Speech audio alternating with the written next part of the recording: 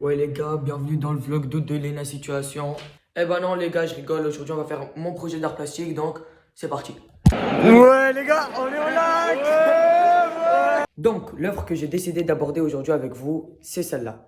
Et l'artiste, c'est lui. Il s'appelle Léon Lermite. Donc on va directement commencer par parler de sa vie, et après on va décrire l'œuvre qu'il a faite. Donc Léon Lermite, c'est un mec hyper sympa qui est né dans la campagne, dans les champs, plus précisément à la ville de Mont-Saint-Pierre, pendant que les autres enfants jouaient ou encore des personnes travaillaient en tant que moissonneurs. Lui, il préférait plutôt regarder les champs de blé en détail et les analyser pour essayer de les reproduire à la perfection. Donc, ayant une grande passion pour l'art, il décide de s'aventurer à Paris dans l'école impériale des arts, une école très prestigieuse d'art, où il décide de continuer d'exprimer sa créativité et de dessiner ses champs, qui ont été énormément félicités par ses professeurs, qui ont trouvé que c'était du pur génie et un talent incroyable. Suite à ça, il décide donc d'exposer ses œuvres, notamment cette œuvre-là dont on va revenir, qui a connu un succès tellement grand que même Van Gogh a écrit une lettre à Léon où il lui disait qu'il était un vrai maître de l'art.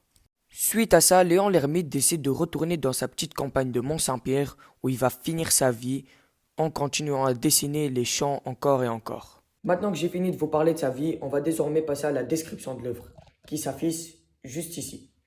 Donc, déjà, on peut voir qu'il y a un vaste champ de blé. Comme vous l'aurez compris, c'est un champ de blé qui l'a inspiré durant toute sa vie et qui vient de sa ville natale qui est Mont-Saint-Pierre et qui est le champ de blé qu'il voyait chaque matin en se levant.